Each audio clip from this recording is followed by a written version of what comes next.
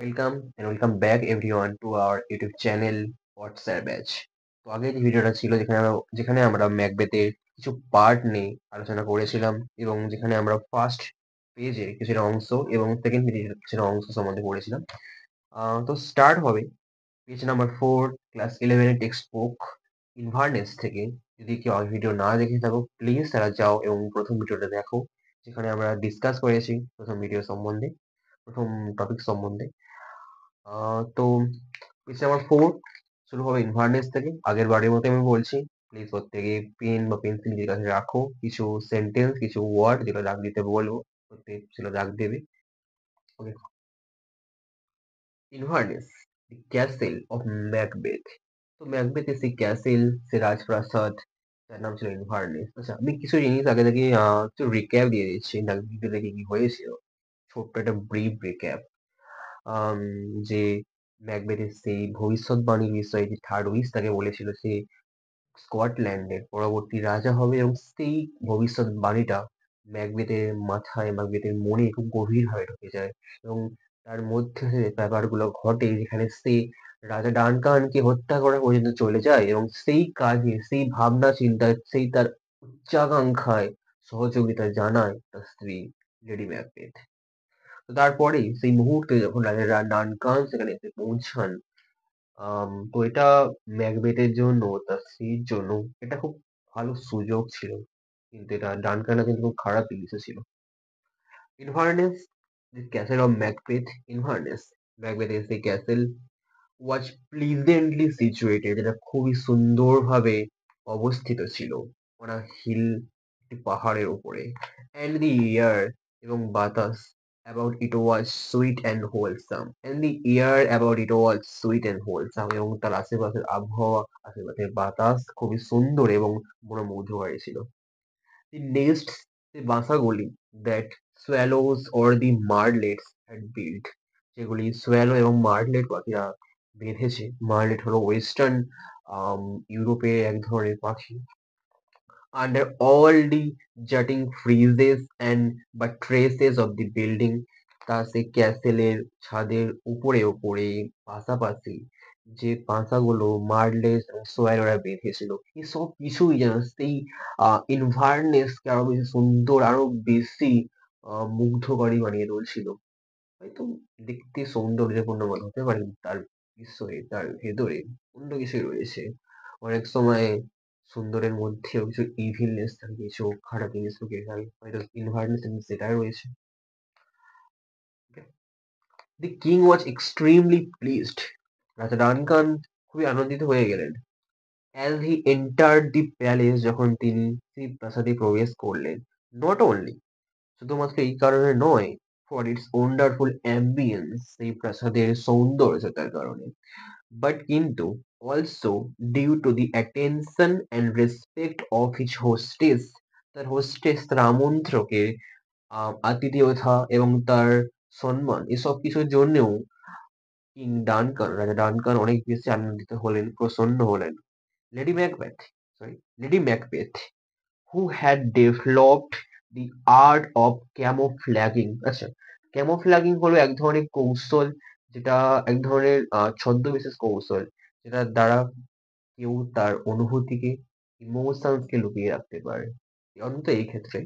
তো lady Macbeth who had develop, যে রপ্ত করেছে, দি আর্ট, সেই কৌশলকে, অফ ক্যামোফ্ল্যাগিং, ছদ্মবেশের দ্বারা লুকিয়ে রাখা, হার ক্রিচারাস, ওয়ার্ডটাকে উৎপত্তি ঠিক হয় শুনবে, ক্রিচারাস পারপাসেস, তার সেই বিশ্বাসঘাতকমূলক উদ্দেশ্যগুলিকে, উইথ স্মাইলস, তার মিষ্টি হাসি, অ্যান্ড চার্মিং এটিকুয়েট, এবং তার চারুলতাপূর্ণ আদব কায়দার দ্বারা। আমি আগেও বলেছি যে পুরো ম্যাকবেথ স্টোরি জুড়ে মানুষের মধ্যে যে দুই ধরনের ব্যক্তিত্ব, সেটা বারবার ফুটে উঠেছে, এবং মানুষ কিভাবে কখনো ভালো কখনো খারাপ হতে পারে, সেটা খুব ভালোভাবে, খুব সুন্দরভাবে, খুব আহ দায়িত্ব সহকারী হয়তো উইলিয়াম শেক্সপিয়ার তার লেখার দ্বারা ফুটিয়ে তুলেছেন। তারপরে tired of his long journey, তার দীর্ঘ যাত্রার দ্বারা ক্লান্ত হওয়ার পরে, the king went early to bed, রাজা ডানকান তাড়াতাড়ি ঘুমাতে গেলেন। It was the middle of the night, এটা মধ্যরাত্রি ছিল। It was the middle of the night. এটা মধ্যরাত্রি ছিল। Now over half the world nature seemed dead. যে সময় অর্ধেক প্রকৃতিকে দেখে মৃত মনে হচ্ছিল। And wicked dreams এবং সেই সব খারাপ চিন্তা ভাবনা উচ্চাকাঙ্ক্ষা abuse sleeping men's minds যেগুলো কিছু মানুষের ঘুমকে নষ্ট করে।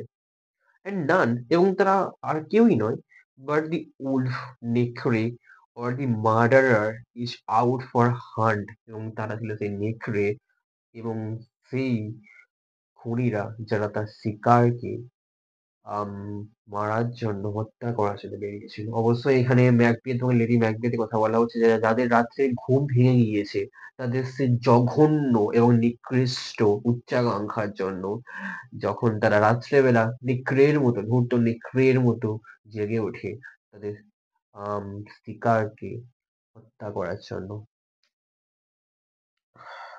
1 minute please.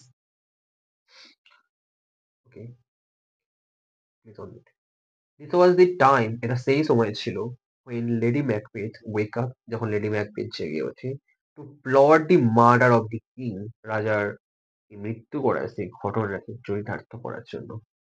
She would not have undertaken a date okay she would not have undertaken সে হয়তো এরকম কোনো কাজ হস্তনির্মিত করবে না হাতে নেবে না a deed এইরকম কোনো কার্যকলাপ so abhorrent এত বেশি জঘন্য এবং নিকৃষ্ট to her sex তার লিঙ্গের জন্য লিঙ্গের জন্য মানে তার সে যে মহিলা হয়ে হয়তো সে এত খারাপ একটা কাজ নিজের হাতে নেবে না নিজের হাতে হস্তান্তরিত করবে না কিন্তু লেডি ম্যাকবেথ অন্য ধরনের মানুষ ছিলেন and she was well aware এবং তিনি এই বিষয়টা খুব ভালোভাবেই জানতেন of her husband's nature তার স্বামী ম্যাকবেথের স্বভাব সম্বন্ধে that এটাই was too full of the milk of human kindness যেটা মানব মানব দয়ালুতায় ভর্তি ছিল এর মধ্যে মানুষের সেই যে গুণ দয়ালু ভাবটাও খুব ভালোভাবেই ছিল to execute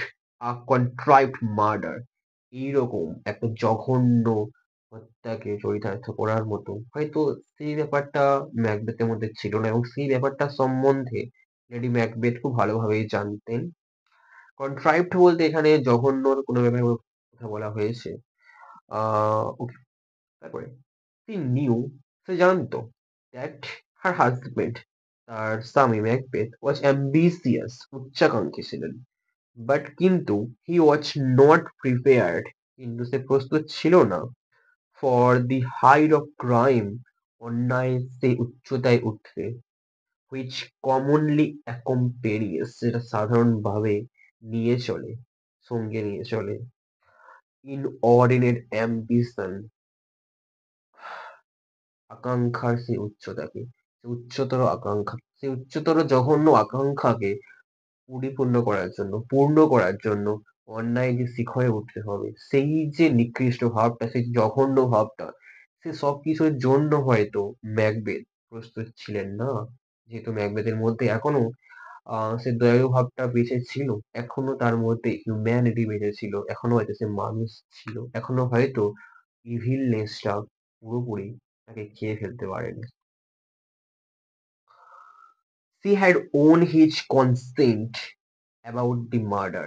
লেডি ম্যাকবেথ এই খুনের বিষয়ে তার স্বামীর কাছ থেকে সম্মতি নেয় বাট কিন্তু সে ডাউটেড সে সন্দেহ করে হিজ রিজলিউশন তার ভাবনা চিন্তা করার সেই ক্ষমতা তার ভাবাবেগকে অ্যান্ড সি ফিয়ার্ড এবং সে ভয় পায় that the natural tenderness um of his disposition তার স্বামী ম্যাকবেথের স্বাভাবিক ভাবনা চিন্তা করার শক্তি ভাবনা যেভাবে সে ভাবে would defeat the purpose তাদের সেই জঘন্য উদ্দেশ্য তাদের সেই উচ্চাকাঙ্ক্ষাকে হয়তো নষ্ট করে দেবে হয়তো তারা সে ব্যাপারটা পর্যন্ত পৌঁছাতে পারবে না সো তাই আর্মড উইথ আ ড্যাগার তো ছুরি নিয়ে সে সজ্জিত হয় লেডি ম্যাকবেথ ছুরি নিয়ে সজ্জিত হয় সি অ্যাপ্রোচ দি কিংস চেম্বার সে কিং ডানকানের চেম্বারে যায় তার সেই ঘরে যায় দেয়ার সেখানে সি ফাউন্ড সে খুঁজে পায় ডানকানকে ইন সাউন্ড স্লিপ অবলীলায় যে ঘুমাচ্ছিল as she viewed him earnestly earnestly মানে আম কোমল ভাবে, ওকে ওকে আর্নেস্টলি মানে কোমল ভাবে। তো সি ভিউড হিম আর্নেস্টলি, সে তাকে খুব কোমল ভাবে, খুব ভালোভাবেই দেখে। দেয়ার, সেখানে, there was something in his face, যেখানে তার মুখে কিছু একটা ছিল, which resembled her own father, যেটা তাকে তার বাবার কথা মনে করিয়ে দিচ্ছিল। resembled মানে তার মনে করিয়ে দেওয়া। তো which resembled যেটা মনে করিয়ে দিচ্ছিল আর তাকে own father, তার নিজের বাবার কথা। Thus এইভাবে she had not the courage, তার কাছে যথেষ্ট পরিমাণে সাহস ছিল না to proceed further, এর আগে যাওয়ার, এই হত্যাকাণ্ডকে আগে নিয়ে যাওয়ার। যেহেতু সে তার ডানকানের মুখে সেই ব্যাপারটা দেখেছে, তার বাবার মুখ ছাপটা দেখে যেহেতু সেই ব্যাপারটাকে আগিয়ে নিয়ে যেতে পারবে না। যেটা প্লের মধ্যে, নাটকের মধ্যে আরেকটু নাটকীয় ভাবটাকে বাড়িয়ে দেয়। যে লেডি ম্যাকবেথ, যার মধ্যে এখনো পর্যন্ত একটুখানিও আমরা দয়ালুতা বা মানুষের সঠিক গুণ খুঁজে পেলাম না, তার মধ্যে হঠাৎ করে ব্যাপারটা চলে এলো। যেটা আমাদের মানুষের যে চিন্তাভাবনা, আমাদের চরিত্রের বিষয়ে আরো অনেক কিছু বলে যায়। She returned to confer with her husband. She returned, সে ফিরে আসে to confer, পরামর্শ নিতে with her husband, তার স্বামীর কাছ থেকে। He thought, সে ভাবে, that এটাই, there were strong reasons, এখানে অনেক বড় কারণ রয়েছে, the against the murder, এই হত্যাকাণ্ডের বিরুদ্ধে। Macbeth was not only a subject, Macbeth শুধুমাত্র একজন মিলিটারি জেনারেল ছিল না, এখানে সাবজেক্ট বলতে তার যে কাজ সেই কথার কথা বলা হচ্ছে। তো ম্যাকবেথ শুধুমাত্র একজন মিলিটারি জেনারেল ছিল না, সে একমাত্র শুধু নাইট ছিল না, বাট কিন্তু also close relative to Duncan, এছাড়াও ছিল, এছাড়াও সে ছিল ডানকানের একজন ঘনিষ্ঠ আত্মীয়, যে বিষয়ে আমি আগেও বলেছি। beside পাশাপাশি he had been a host to the king, পাশাপাশি সে রাজা ডানকানের আমন্ত্রক ছিল। So his duty, তার দায়িত্ব এটাই, would be protect the king, রাজাকে সুরক্ষিত রাখা, তাকে নিরাপদে রাখা, from the dread of the murderers, বাইরে বা অন্যান্য খুনিদের থেকে রাজাকে রক্ষা করা। Not to bear the dagger himself, নাকি নিজের হাতে তলোয়ারটা তুলে নেওয়া, ছুরিকে তুলে এখন তাকে হত্যা করা, যেটা আম, ম্যাকবেথের কাজের মধ্যে পড়তো না। ম্যাকবেথ যেহেতু তার আমন্ত্রক ছিল এবং ডানকান তার অতিথি ছিল, তার রেসপন্সিবিলিটি ছিল, তার দায়িত্ব ছিল তার অতিথি সেবা করা, তাকে সুরক্ষিত রাখা। শুধুমাত্র একজন আমন্ত্রক ছাড়াও সে ছিল সেই স্কটল্যান্ডের একজন অনেক বড় যোদ্ধা। তো যোদ্ধা হিসেবে এই কাজটা তাকে একেবারেই মানাতো না, একজন যোদ্ধার কাজ সেটা ছিল না। এটা, এটা অবশ্যই আগেও বলা হয়েছে যে এটা অনিচ্ছাকৃত উদ্দেশ্য ছিল ম্যাকবেথের, এবং সেই অনিচ্ছাকৃত উদ্দেশ্যকে ত্বরান্বিত করছিল, এগিয়ে নিয়ে যাচ্ছিল, সাহস জোগাচ্ছিল লেডি ম্যাকবেথ।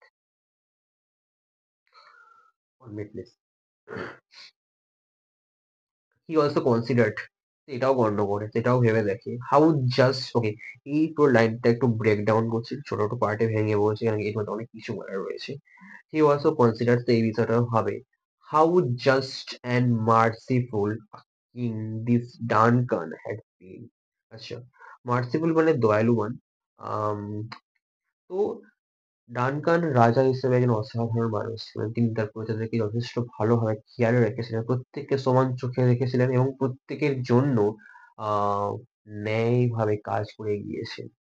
সেকেন্ড যেটা রয়েছে, how clear of offence to his subjects, যে তিনি এতটাই ভালো ছিলেন, তিনি এতটা দয়ালু এবং ভালো মানুষ ছিলেন যে কোনো ধরনের কোনো হত্যাকাণ্ড, কোনো ধরনের অন্যায়, এই সব কিছুই তার জন্য অযোগ্য। কোনো হত্যা, কোনো হত্যাকারী, যে কোনো অন্যায় তার জন্য অযোগ্য ছিল। How loving to his nobility, তিনি তার নোবেলদের প্রতি, তার সভাসদদের প্রতি, তার সাধারণ মানুষদের প্রতি যতটা ভালো ছিলেন, যতটা ভালো ব্যবহার করতেন, তিনি কোনোদিন কোনো খারাপ কাজ করেননি। তো সেই কথাটাও সে ভাবলো। Um that, sorry, loving to his nobility, that his subjects, okay, his subjects বলতে এখানে কেউ যদি পারো কেউ সার্কেল করতে পারো বা আন্ডারলাইন করতেও পারো। এখানে সাবজেক্টস বলতে যে রাজাকে হত্যা করবে, তার মারারার, হত্যাকারী, তার কথা বলা হচ্ছে এখানটায়।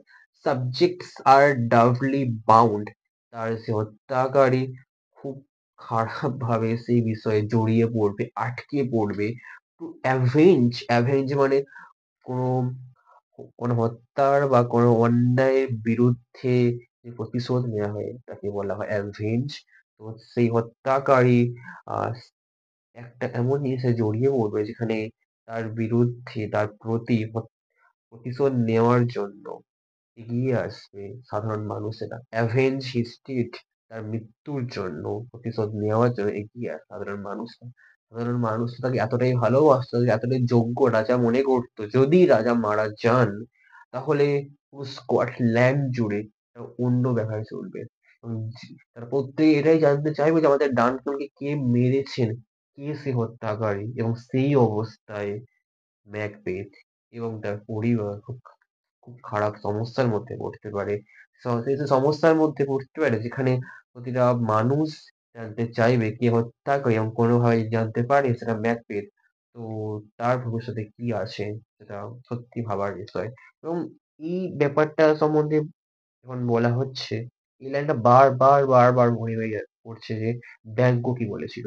ব্যাঙ্কো একটা কথা বলেছিল যে উইচেসরা পুরো সত্যি কথা বলে না, এবং সেটা বারবার বলা যাচ্ছে যে উইচেসরা পুরো সত্যি কথা কেন বলে না। যে পুরো সত্যি না বলার কারণেই আমরা এটাও বুঝতে পারছি না যে কিভাবে ম্যাকবেথ রাজা হবে, কি কারণে হবে, মানে কি কারণে অবশ্যই সেটা বুঝতে পারি না, কিভাবে হবে, কিসের দ্বারা হবে, কোন কোন স্যাক্রিফাইস তাকে করতে হবে, হওয়ার পরে তার অবস্থা কি হবে, স্কটল্যান্ডের অবস্থা কি হবে, সেখানকার মানুষের অবস্থা কি হবে, এই সব কিছুই, এই কোনো কিছুই তো ওই কেসটা বলেনি। তো এই কারণে ব্যাংক ওই কথাটা বলেছিল, যেটা একটু নাটকীয় কথাও বলা যেতে পারে। কথার মধ্যে অনেক কিছুই লুকিয়ে ছিল। Okay, তারপরে মোরওভার, উপরন্তু by the favours of the king, রাজা যে কাজটার জন্য করেছেন, তার জন্য যে যে জিনিসগুলো করেছেন, ম্যাকবেথ স্টুড হাই, ম্যাকবেথ দাঁড়িয়ে রয়েছে অনেক উচ্চ স্তরে, in the opinion of all sorts of men, সব মানুষদের কাছে, স্কটল্যান্ডের সব মানুষের কাছে। অ্যান্ড হাউ উড দোজ, এবং কিভাবে দোজ অনার্স, কিভাবে সেই সব সম্মান, বিস্টেইন, সেসব সম্মানের দাগ লাগতে পারে, বাই দি রেপুটেশন, তার সেই সম্মান, তার সেই উচ্চতর যে ব্যাপারটা রয়েছে, সেই সবকিছুর উপরে দাগ লাগতে পারে, of so full of a murder, একটা এমন একটা হত্যাকাণ্ডের দ্বারা, যে সে সেই ব্যক্তিটাকে মারবে যে তাকে উপরে তুলেছে, যে তার জন্য এত কিছু করেছে। অবশ্যই ম্যাকবেথ অনেক বড় যোদ্ধা ছিলেন, কিন্তু ডানকান ছিলেন সেই রাজ্যের রাজা, স্কটল্যান্ডের রাজা। তো সেই ডানকুনিকে হত্যা করবে, যে হত্যাকাণ্ডটা বোকামি ছাড়া আর কিছুই ছিল না। কেন কি, হয়তো ম্যাকবেথ জানতো যে এই পুরো ঘটনা ঘটার পরে তার সঙ্গে কি হতে পারে, তার সঙ্গে ভবিষ্যতে কি হতে পারে। তো এখানে প্রত্যেকে দেখো যে লাইনটা লাস্ট একটা এক্সক্লামেটরি বা বিস্ময়সূচক চিহ্ন রয়েছে, যে by the reputation of so full of a murder, যে একটা হত্যাকাণ্ড এটা কতটা বোকামি হতে পারে তার জন্য, যে সে ডানকানকে মারবে। এবং যোদ্ধা হিসেবে তার বীরত্বের ওপরে, তার সাহসিকতার উপরে, তার উচ্চতর সম্মানের উপরে এটা একটা অনেক বড় দাগ লেগে যাবে, সে একটা ডানকানকে হত্যা করেছে। তো এটাই আজকে এই পর্যন্ত। দেখা হবে নেক্সট ভিডিওতে। Please stay tune for our next video. Thank you so much.